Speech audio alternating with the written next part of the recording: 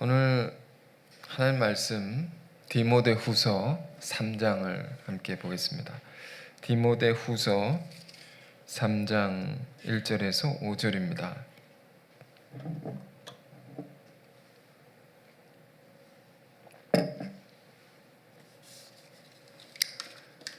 제가 읽겠습니다. 너는 이것을 알라. 말세에 고통하는 때가 이르러 사람들이 자기를 사랑하며 돈을 사랑하며 자랑하며 교만하며 비방하며 부모를 거역하며 감사하지 아니하며 거룩하지 아니하며 무정하며 원통함을 풀지 아니하며 모함하며 절제하지 못하며 사나우며 선한 것을 좋아하지 아니하며 배신하며 조급하며 자만하며 쾌락을 사랑하기를 하나님 사랑하는 것보다 더하며 경건의 모양은 있으나 경건의 능력은 부인하니 이 같은 자들에게서 네가 돌아서라. 아멘. 이 같은 자들에게서 네가 돌아서라. 이 말씀은 어떤 말씀입니까? 디모데 후서죠. 사도 바울이 디모데, 그러니까 어린 사역자에게 멘토링을 하는 그런 편지입니다. 권면을 하는 것인데, 사랑하는 제자에게 뭘 얘기하는 것입니까? 말세가 되면 사람들의 마음이 어떻게 되는가? 여러 가지 악한 모습들이 나타나게 되는데 그것을 하나하나 기록해 놨죠. 사람들이 이러한 죄를 짓게 되고 그것으로 굉장히 고통스러운 때가 온다. 그러면서 5절에 이렇게 말하고 있습니다. 경건의 모양은 있으나 경건의 능력은 부인하니 이 같은 자들에게서 내가 돌아서라. 여러분, 이것을 조금 더 쉬운 말로 얘기해 볼까요? 경건의 모양, 신앙의 모양은 있는데 신앙의 능력은 부인하는 자. 신앙에 힘이 있는 것인데 그것을 안 믿고 산다는 것입니다. 이런 사람들을 네가 떠나라 하는 것, 가까이 하지 말라. 이런 가르침이죠. 이런 권면입니다. 여러분, 우리 신앙에는 두 가지가 있습니다. 두 가지 중요한 것이 있는데 한자로 우리가 생각해 보면 형태할 때 형이 있고 질적인 것 할 때 질이 있죠. 먼저는 모양이 있고 그리고 질적인 것이 있죠. 우리가 사람을 대할 때도 보면 먼저는 이렇게 외모가 있지 않습니까? 사람이 어떻게 생겼다, 겉모양을 우리가 보지 않습니까? 근데 그보다 더 중요하게 봐야 되는 것은 뭡니까? 그 사람이 어떠한 사람인가? 이렇게 표현합니다. 성질이 있다. 성질. 어떤 사람이 외모는 잘생겼다. 그런데 성질이 괴팍하다 말입니다. 이기적이다. 그럼 우리는 좋은 사람이라고 보기가 어렵죠. 우리 신앙도 마찬가지입니다. 우리가 예수를 믿는 자들이다라는 모양이 있습니다. 교회 다니는 사람이다. 이런 모양이 있죠. 그런 형이 있다는 겁니다. 형. 그런데 중요한 것은 뭡니까? 더 중요한 것은 믿음으로 우리가 정말로 살아가는 것인가? 우리의 삶이 예수님의 성질, 좀 발음이 뉘앙스가 그렇지만 예수님의 인격을 우리가 닮아서 살아가고 있는가? 그런 질적인 것이 무엇보다 중요한 것이죠. 본문의 말씀은 이렇게 시작했습니다. 너는 이것을 알라. 디모데에게 이것을 잘 알아야 된다. 말세가 되면 사람들이 굉장히 고통스러워하는 그런 일들이 막 생긴다. 마지막 때에 말세라는 겁니다. 마지막 때라는 겁니다. 유대인들에게 마지막 때는 어떤 때였습니까? 하나님의 큰 심판이 이루어지는 때죠. 하나님의 역사가 크게 전환되는 때죠. 그러한 때에 중요한 것이 뭔가? 그러한 때에 우리 믿는 자들은 무엇에 관심하고 살아야 되고 무엇을 중요하게 생각하고 살아야 되는가? 그것은 우리가 모양만으로는 안 된다라는 것입니다. 질적인 것을 깊이 생각하면서 살아야 된다. 창세기 4장을 보면 가인과 아벨이 하나님께 제사를 드리는 이야기가 기록되어 있습니다. 똑같이 두 아들이 똑같이 제사를 드리죠. 제사를 드린다는 모양이 같은 것입니다. 그 내용이 달랐죠. 하나님께서 받으시는 제사가 있었고 받지 않으시는 제사가 있었다. 형태는 같았는데 질이 달랐다는 것입니다. 어떻게 달랐는가라는 것은 우리가 깊이 공부한 바가 있습니다. 이 이야기를 오늘날 우리의 자리에서 오늘 이 시대에 적용을 한다면 우리가 어떻게 볼 수 있다고 했습니까? 구약의 제사는 예배와 같은 것이다. 예배? 그 예배는 삶의 예배다. 우리 삶이 그리스도인으로 살아가는 삶의 모양이 있다는 것입니다. 다 똑같이 모양입니다. 그 내용이 어떠한가? 그것에 따라서 하나님 받으실 수 있는 삶이 있고 받지 못하는 삶이 있다는 것이죠. 이걸 우리는 생각해야 됩니다. 우리는 오늘도 주일 성수, 주일을 지키기 위해서 예배 자리에 우린 다 같이 나와서 예배를 드리고 있습니다. 그 모양이 다 같은 것입니다. 예배 드린다. 그럼 모양이 같은 것이죠. 그러나 은혜 받는 것이 다를 수가 있는 것이죠. 신앙이 여러분 먼저는 형식이 중요한 겁니다. 형식. 예배도요. 하나님께서 언제 큰 은혜를 부어주십니까? 여러 가지가 있겠지만 형식을 잘 갖춰야 되는 것이죠. 시간을 잘 지켜야 됩니다. 잘 이렇게 갖추어야 됩니다. 모든 것이. 열심히 나와야 되고 시간을 지키고 하나님 앞에 드린 예배가 입으로 아멘도 잘 해야 되죠. 이런 형식입니다. 형식. 찬양도 힘차게 불러야 되죠. 주님께 드린 예물도 잘 준비해서 드리는 것이죠. 이런 하나하나의 형식이 있다는 거죠.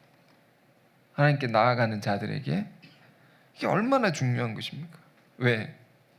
이런 형식이 있어야지 그 안에 정말 중요한 것을 담아낼 수가 있단 말이에요. 그릇이 이렇게 잘 깨어지지 않고 잘 준비가 될 때 거기 뭔가를 담을 수 있지 않습니까? 형식이라는 것은 하나님께 대해서 우리의 그릇을 준비하는 겁니다. 잘 이렇게 정확하게 이렇게 준비를 해야 되죠. 빈틈이 없어야 되고. 그럴 때 하나님께서 부어주셔도 새지 않고 쏟지 않는단 말입니다. 잘 받을 수가 있는 거죠. 최근에 어떤 사람이 이런 얘기를 했습니다. 그동안 내 삶의 그런 형식, 신앙의 형식이 참 많이 무너져 있다는 것을 깨달았다. 그래서 그것을 다시 가다듬고 추스려서 세웠더니, 그래서 매일에 내가 예수 믿는 자로서, 신앙인으로서 매일의 그런 기준들을 형식을 세워놓고 그걸 열심히 지켰더니 참 많은 것이 달라졌다는 거예요. 이런 것들이 없어 보십시오. 다 잃어버립니다. 다 무너지는 겁니다. 우리 신앙도. 아무런 하나님이 주시는 복과 은혜를 받을 수가 없는 겁니다. 형식이 중요하죠? 중요합니다. 제가 운동을요 1년 동안 꾸준히 했습니다. 운동을 하나를 꾸준히, 운동을 꾸준히 하는 거 여러분 쉽지 않습니다. 제 자랑하는 것이 아니고, 운동을 꾸준히 잘 하려면 육신 건강해야 되니까, 잘 하려면 자세를 하나하나 잘 배우는 것이 중요합니다. 그 모양을 잘 갖춰야 됩니다. 훌륭한 강사는 자세를 지독하게 가르칩니다. 그렇게 해서 배우는 사람들이 뭐라고 해서 쫓겨나는 강사도 있긴 하지만, 그러나 훌륭한 강사는 자세를 꼼꼼하게 가르칩니다.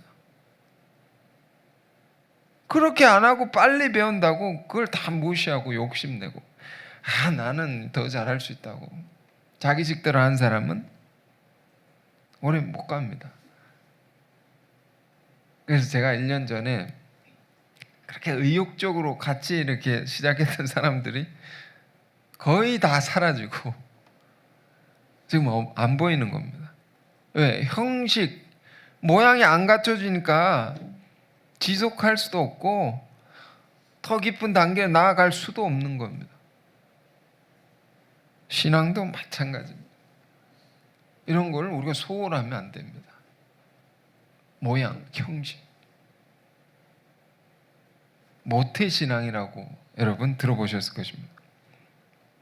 어릴 때 부모님이 교회 나갈 때, 그러니까 모태, 엄마 뱃속에서부터 교회를 나왔다 말이에요. 늘 같이 나가면서 주일학교 하고, 기도하는 거 보고 듣고, 말씀하시는 분들 보고 듣고, 그렇게 자란 사람은 다른 것이 있습니다. 왜? 그 안에 형식이 배어져 있습니다. 그래서 잘못되어도 크게 잘못되지 않고 금방 돌아올 수 있습니다. 그 형식을 찾아가지고. 물론 그렇지 않는 사람도 있겠지만, 그러나 이게 중요하다는 것입니다. 이게 모양을 갖추는 것. 그런데 그런 신앙에 또 치명적인 문제가 있다. 형식을 잘 갖추면, 형식만 갖추면 되느냐? 모태신앙의 문제가 뭡니까? 자기의 의지와 상관없이 늘 나왔기 때문에 신앙이 관습적인 신앙이 되기 쉽습니다. 의례적인 신앙, 표면적인 신앙 되기 쉽습니다. 왜? 늘 갔던 거니까 내가 간다 말이에요. 늘 했던 거니까 내가 한다 말이에요. 교회는 늘 나옵니다. 그런 모양이 있습니다. 진정으로 주님을 만나고 주님을 사랑하고, 경건의 능력이라고 하죠. 그 살아계신 하나님을 체험하는 것이 그게 없단 말입니다. 그래서 삶의 변화도 없는 겁니다. 예수를 믿는데. 제가 언젠가 큰 어떤 30년 교회를 봉사하신 장로님의 간증을 들은 적이 있습니다. 부끄럽지만 제가 이런 고백을 합니다 하면서 30년 만에 제가 교회를 섬겼지만 부끄럽지만 제가 진짜 믿고 섬기지 않았다. 30년 만에. 아, 이럴 수도 있구나. 경건의 능력을 부인하면 안 된다는 것이죠. 경건의 능력이 뭡니까? 거룩함의 능력이 있다. 힘이 있다는 겁니다. 그것을 무시하는 자, 그것과 멀어진 자, 디모데야, 그런 자들에게서 네가 돌아서라. 왜 그럴까요? 우리 신앙 형식에 치우치기만 하면 참 어떤 문제가 발생할까요? 오늘 본문을 보면 2절에서 4절까지 온갖 죄의 목록이죠. 형식주의에 치우치면 죄를 짓게 될 수 있다 말입니다. 믿는 자라도 이렇게 될 수 있다는 겁니다. 경건의 모양은 있는데 능력은 부인하고 사니까 어떻게 됩니까? 모양은 거룩한 모습을 띈다. 거룩한. 그러니까 그런 척하는 것이죠. 그런데 그 능력을 안 믿으니까 뒤에서는 어떻게 되겠습니까? 보이지 않는 데서는 죄를 짓고 산다. 이런 것을 신앙의 외식이라고 합니다. 위선이라고 합니다. 선한 척하는 겁니다. 거룩한 척하는 것입니다. 마태복음 3장을 보면 그런 외식된 신앙을 흔들어 깨우는 예언자의 음성을 우리가 들어봅시다. 마태복음 3장입니다. 3장 7절에서 9절인데요. 제가 6월의 첫날인데 이런 말씀, 좀 첫날은 보통 희망을 얘기하고 은혜를 구하면서 이렇게 가는데, 그러나 이 말씀을 주는 것은 이 말씀으로 우리가 깨어나고 새롭게 돼서 한 달을 잘 살기 위함입니다. 자, 뭐라고 합니까? 마태복음 3장 7절, 요한이, 세례자 요한입니다. 많은 바리새인들 사두개인들이 세례 베푸는 대로 오는 것을 보고 이르되, 독사의 자식들아, 누가 너희를 가르쳐 임박한 진노를 피하라 하더냐, 이렇게 말합니다. 가장 그 시대 경건하다 하는 사람들에게 세례자 요한이 던진 말입니다. 독사의 자식들아. 이건 점잖게 번역을 한 것이죠. 더 심한 말이죠.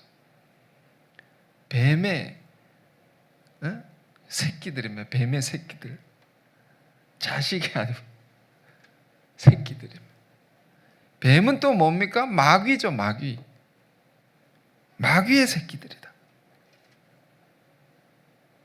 최고의 거룩한 계층, 종교의 계층의 사람들에다가 독소를 그냥 퍼붓는 겁니다.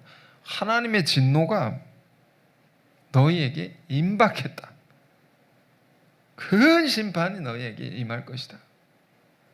그러면서 8절에 그러므로 회개에 합당한 열매를 맺고, 그 진노를 받지 않으려면 너희가 회개에 합당한 열매를 맺어야 된다. 회개를 해야 되는데 말뿐인 회개가 있지 않습니까? 반복적으로 죄를 짓고 회개하고, 반복적으로 회개합니다. 또 짓고. 그 모양뿐인 신앙은 진지하게 자기를 돌아보지 않는 겁니다. 로마서 2장에는 이런 자들에 대해서 바울은 이렇게 또 말했습니다. 내가 하나님의 진노를 쌓는도다. 진노가 막 쌓여져. 나중에 이렇게 무너지게 되는 거죠. 쌓인 것이 그 무게를 견디지 못해서 무너지는 거죠. 그러니 우리 신앙이 중요한 것은 회개에 합당한 열매를 맺어야 된다. 진지하게 자신을 돌아보고 그 죄를 반복하지 않도록 해서 삶을 바꾸어 나가야 된다. 이것을 그 시대 종교 지도자들에게 얘기하는 겁니다. 그러면서 9절에 또 심각한 말을 합니다. 속으로 아브라함이 우리 조상이라 생각하지 말라. 내가 너에게 이르노니 하나님이 능히 이 돌들로도 아브라함의 자손이 되게 하시리라. 아브라함의 자손이라는 것은 유대인들의 정체성, 뿌리죠, 뿌리. 근거입니다. 내가 하나님의 선택받은 백성이라는 그 근거입니다. 근데 그런 줄로 아느냐? 생각지도 말라. 웃기는 소리 하지 말라. 아브라함 자손. 그러니까 저 같은 사람에게 누가 이런 말을 한다고 생각해요. 네가 속으로 목사라고 얘기하지 말라. 생각지도 말라. 깜짝 놀라지 않습니까? 직업이 의사인 분에게 네가 의사냐? 의사라고 생각지도 말라. 네가 무슨 의사냐? 이런 말. 교회에 직분자들이 있으면, 교육자들이 있으면 장로냐? 네가 장로라고 생각지 마. 네가 무슨 장로냐? 집사냐? 네가 무슨 집사냐? 네가 하나님의 일을 하는 일꾼이냐? 사역자냐? 네가 무슨 사역자냐? 그런 생각하지 말라. 그러면서 뭐라고 합니까? 하나님이 능히 이 돌들로도 아브라함의 자손이 되게 하리라. 돌들은 당시 광야에 막 널브러져 있었던 게 돌이니까, 길거리에 버려져 있는 것이니까 그걸 집어다가 하나님의 선민으로 만들 수 있다고. 하나님은 길가에 거지도 데리고 와서 목사를 세울 수 있다. 깜짝 놀라는 말 아닙니까? 지나가던 동물도 너 자리를 대신할 수 있다. 굉장히 심한 말이죠. 그러나 이것이 진정한 예언입니다. 예언자의 음성입니다. 우리 신앙을 깨우는 음성입니다. 우리가 진정 예수를 믿는 자입니까? 하나님의 일꾼입니까? 그러면 모양만으로 안 된다. 형식만으로 안 된다. 그것이 중요하되 더 나아가야 되죠. 더 나아가지 않으면 안 된다 말입니다. 고린도전서 10장 12절에 너희가 선줄로 생각하지 말고 너희 신앙이 넘어질까 조심. 어디서 넘어집니까? 모양뿐인 신앙은 넘어지게 되어 있습니다. 꼭. 여러분 그런 얘기 참 많이 들었죠. 엄마가 아이에게, 엄마가 예전에, 요즘도 그렇겠지만 일하는 부모님들이 많으니까 학원을 끊어줘서 학원을 보냅니다. 그래, 학교 갔다 오면 학원 잘 다녀와 하면서 맛있는 거 먹고 하면서 용돈을 조금 쥐어주고, 저희도 요즘에 좀 그렇게 하는데, 학원은 아니고 방과 후 학교를 잘 갔다 와 하는데, 엄마가 당연히 그러면 학원 간다고 생각하지 않습니까?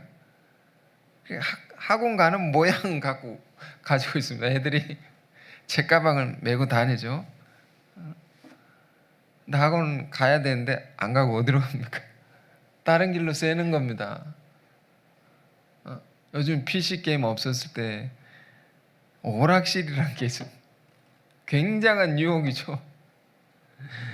동전을 넣고 막 하는 겁니다. 그래, 엄마는 학원 간 줄 알지, 거기 간 줄 압니까?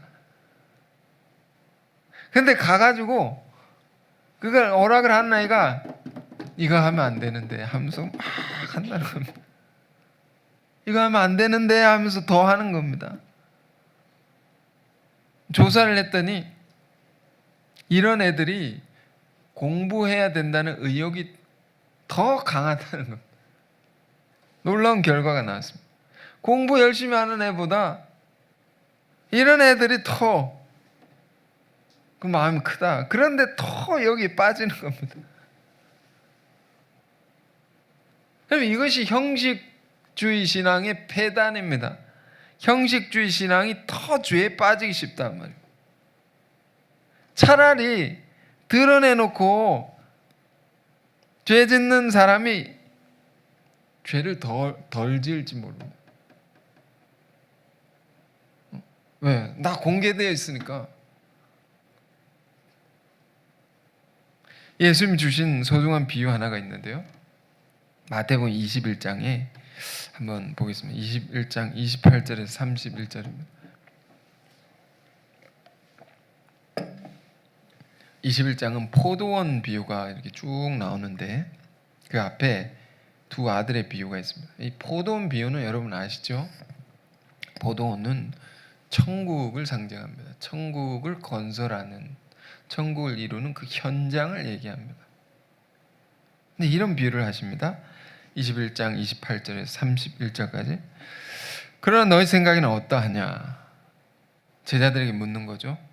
어떤 사람에게 두 아들이 있는데 맏아들에게 가서 이르되 야 오늘 포도원 가서 일을 하라. 첫째 아들에게 포도원 가서 일하라 하니 대답하여 이르되 아버지 가겠습니다. 가겠나이다 하더니 가지 않고 둘째 아들에게 가서 또 그와 같이 말하니 포도원 가서 일하라 했더니 대답하여 이르되 싫습니다 했다가 그 후에 뉘우치고 갔으니 그 둘 중에 누가 아버지의 뜻대로 하였느냐? 제자들이 대답합니다. 당연히 둘째 아들이죠. 이런 비유. 이 비유 속에 첫째 아들은 누구고 둘째 아들은 누구냐 말입니다. 첫째 아들 유대인들이죠. 먼저 하나님의 선택을 받고 부름을 받은 사람들이죠. 경건하다고 하는 사람들이죠. 열심히 믿는 사람들이죠. 둘째 아들은 누굽니까? 뒤늦게 예수님의 제자들입니다. 뒤늦게 부름을 받아가지고 예수님의 제자들은 어떤 사람들입니까? 산상수훈에 가난한 자는 복이 있나니 애통한 자는 복이 있나니. 그러니까 가진 것 없고 누구 의지할 데도 없고 세상의 밑바닥에 그런 힘들게 하루하루를 살아가는 사람들이, 고통과 아픔을 가진 사람들이 모여가지고 예수님을 따르게 됐죠. 그런 사람들이 무슨 종교적인 계율을 열심히 지키며 살았겠습니까?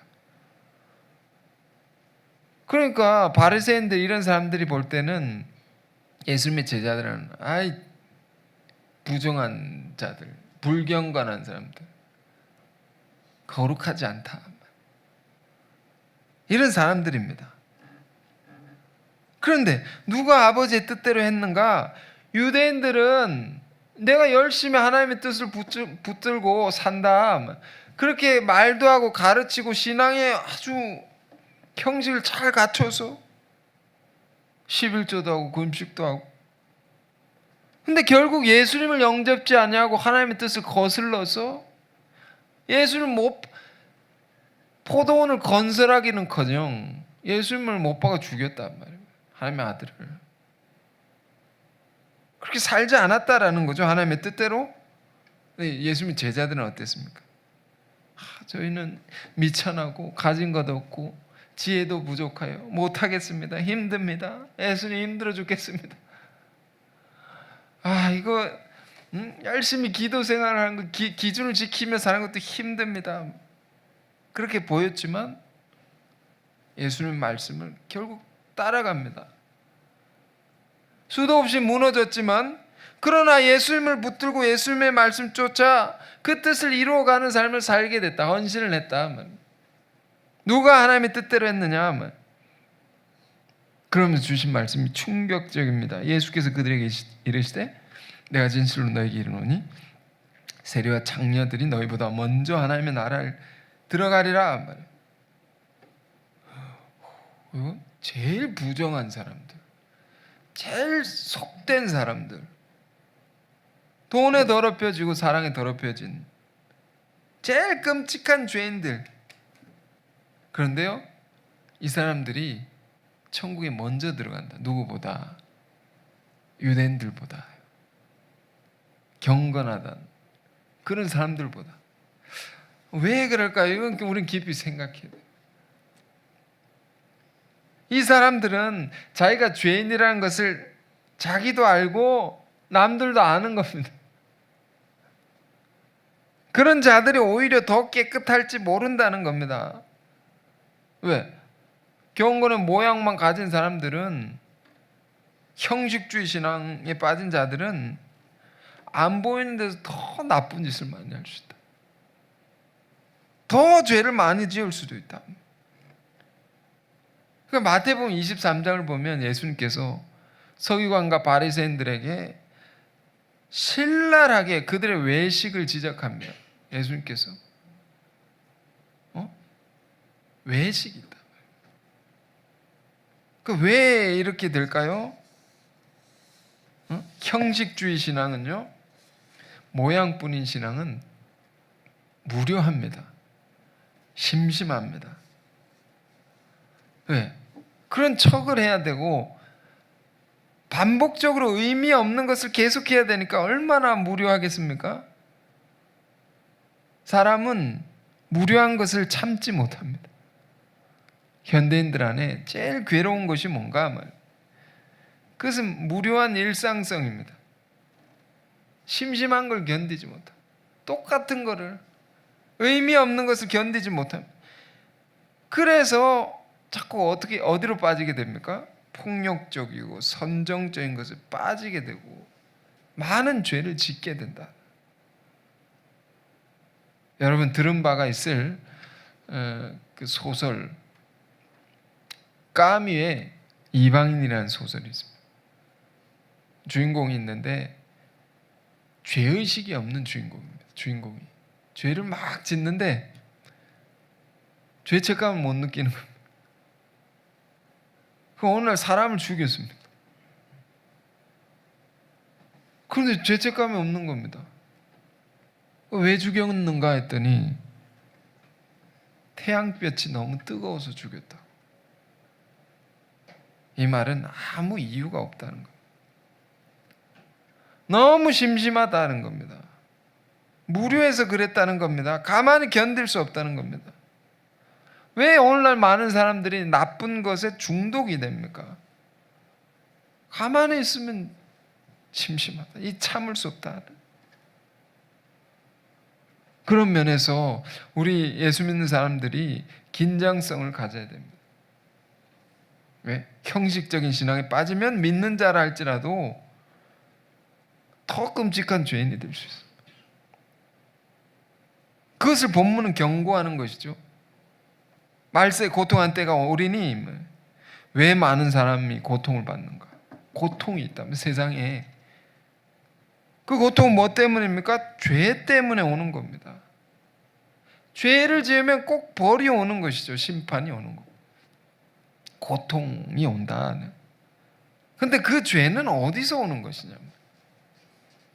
무료한 인생을 사는 자들 속에 매너리즘에 빠지면요, 죄에 빠지게 된다. 모양만 가지고 사는 신앙하는 사람들 속에 더 끔찍한 모습으로 살아갈 수 있다. 바울은 얘기합니다. 디모데야, 너도 이런 신앙에 빠질 수 있다. 긴장해야 된다.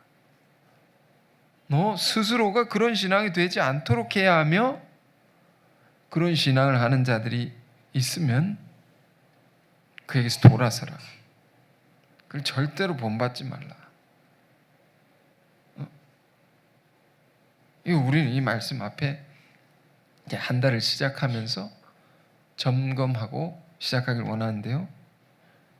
그럼 우리 삶은 무료합니까? 여러분 삶이? 여러분 신앙생활은 무료합니까? 형식주의에 빠져 있지 않습니까? 그러므로 본문의 죄가 우리의 죄의 모습을 아닙니까? 지금 죄의 목록을 쭉 얘기를 해놨습니다. 2절부터 4절까지. 하나하나 이걸 분석해 보면요, 굉장히 이게 연결이 되어 있습니다. 연결이 되어 있습니다. 이 죄를 지면 저 죄를 짓고 저 죄를 지면 연쇄적으로 계속 따라서 죄가 나옵니다. 자, 그래도 한번 읽고 가야 되겠죠? 2절 4절.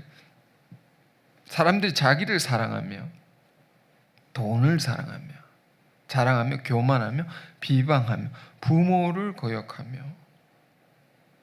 부모를 거역한다는 것은 육신의 부모도 있지만 윗사람에 대한 그 권위에 대한 순종을 안 하고 그런 뜻도 있는 것입니다. 감사하지 아니하며 거룩하지 아니하며 무정하며 원통함을 풀지 않으며 모함한다. 절제하지 못하고 사납고 선한 걸 좋아하지 아니하고 배신하고 조급하고 참지 못하는 그 병도 있지 않습니까? 이런 게 다 병이 돼가지고 자만하며 쾌락 사랑하기를 하나님 사랑보다 더하며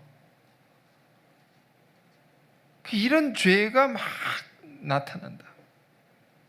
세상에 있는 사람들뿐만 아니라 그들은 물론이거니와 믿는 사람들 안에도 이럴 수 있다라는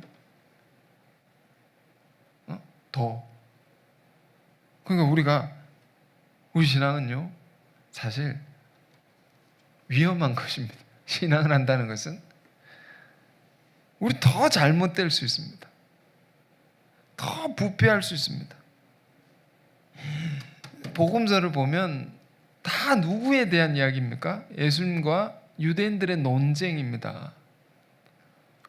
믿지 않는 자들과의 논쟁, 그런 대화는 별로 없습니다. 대부분이 믿는 자들, 신앙하는 사람들 안에 문제, 그것과 치열하게 싸우는 거죠.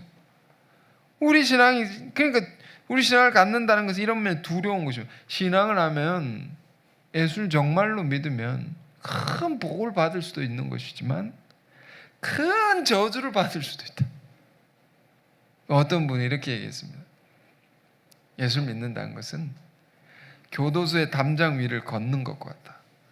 교도소 담장 자칫하면 이쪽으로 빠지는 것.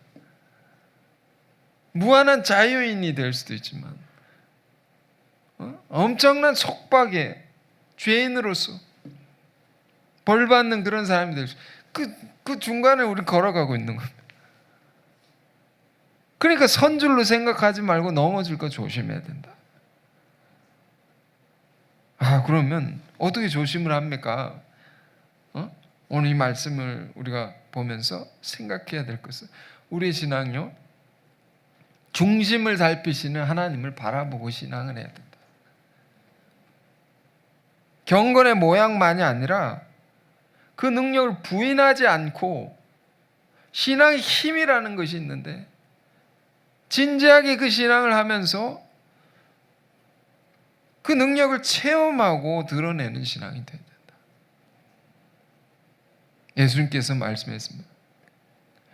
율법에 수많은 계명들이 있는데 어느 계명이 제일 큽니까?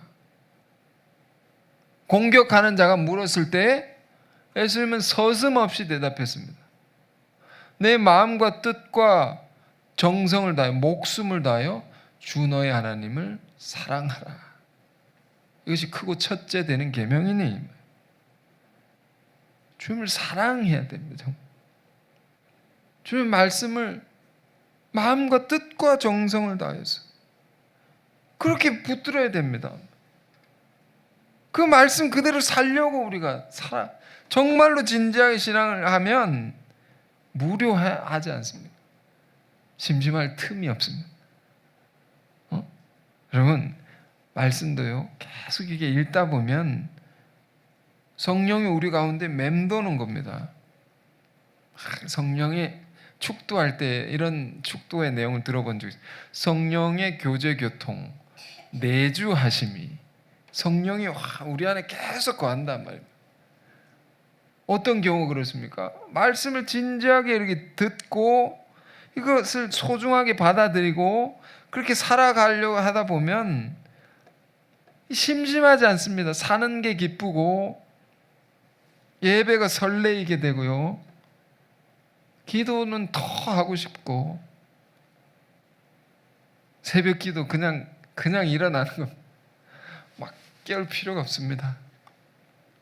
새벽에 주시는 은혜는 그건 금으로도 살 수 없는 아주 신령한 그런 것이 있기 때문에 그게 너무 좋아서 자기가 나옵니다.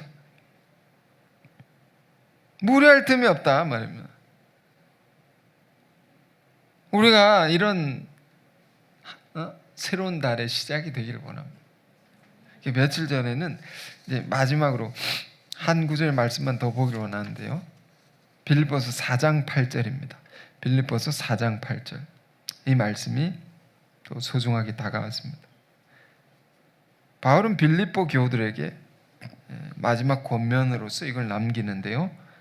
제가 읽겠습니다. 끝으로 형제들아, 무엇에든지 참되며 무엇에든지 경건하며 무엇에든지 오르며 무엇에든지 정결하며 무엇에든지 사랑받을 만하며 무엇에든지 칭찬받을 만하며 무슨 덕이 있든지 기름이 있든지 이것들을 생각하라. 아멘. 자, 우리가 정말 이렇게 살 수 있기를 바랍니다. 경건의 능력이 있습니다. 거룩함의 힘이 있습니다. 이걸 부인하지 않고 인정하며 살아서 우리가 예수 믿는 자라는 모양만이 아니라 우리 삶 속에서 이 거룩함의 능력을 체험하고 드러내며 하나님 영광 돌리는 그런 삶을 살 수 있기를 바랍니다. 자, 오늘 주신 말씀 묵상하면서 함께 기도한 시간 잠깐 갖겠습니다. 주님, 우리가 모양뿐인 신앙이 아니라 껍데기인 뿐인 신앙이 아니라 경건의 힘을 믿고 그 능력을 체험하며 사는, 드러내며 사는 진정한 그리스도인으로 살게 하여 주옵소서. 함께 기도하겠습니다. 내려오신 주님, 새로운 한 달 시작합니다.